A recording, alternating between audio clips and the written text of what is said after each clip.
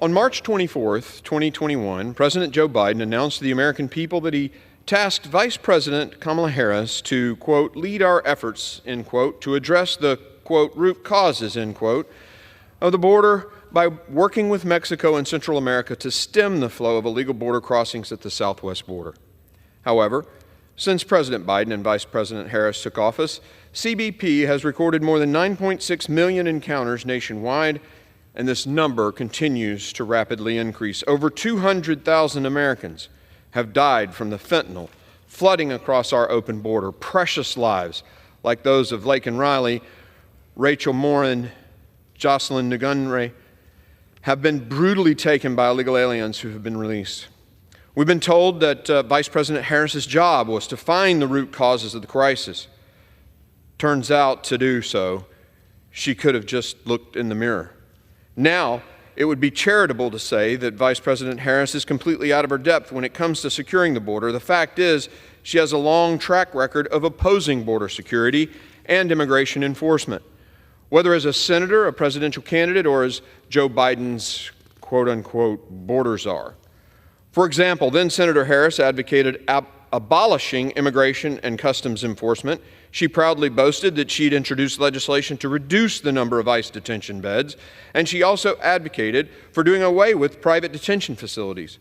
She called construction of the new border wall system a stupid use of money. She opposed the use of Title 42 during the COVID-19 pandemic, and she even once compared ICE to the KKK. In her short-lived campaign for president in 2019, Vice President Harris declared during one debate that she supported decriminalizing illegal border crossings. According to her campaign website, long-standing bipartisan border security policies were cruel and out of control. As vice president, her track record has been just as dismal. Let's first recognize that many of the very policies she supported as a senator, including cutting ICE beds, ending border wall construction, and ending Title 42, became reality after she took office.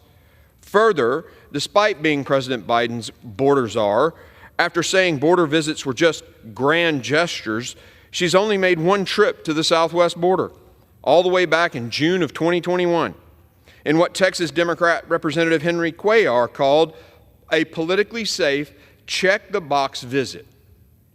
She has not been back since.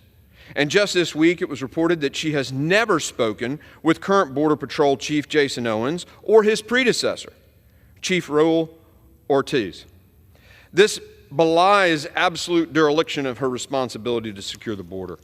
This longtime extremist has run point on ending the Biden administration's self-inflicted border crisis, and it shows. Vice President Harris has also lied to the American people repeatedly about the crisis she helped create. In June of 2022, she falsely claimed on national television the border is secure. We have a secure border, and that is a priority for any nation, including ours and our administration. She also helped spread the vicious lies about mounted Border Patrol agents in Del Rio, Texas, slandering and maligning them for just doing their jobs. Now, given how bad the border is for them politically, our friends on the left are suddenly aghast that we are again referring to the vice president as the border czar. However, back in March 2021, even the corporate media were describing her role with this title, which, as we all remember from the Obama years, simply means a government official tasked with the responsibility for a particular policy issue. Now the Vice President Harris is the presumptive Democrat nominee for president.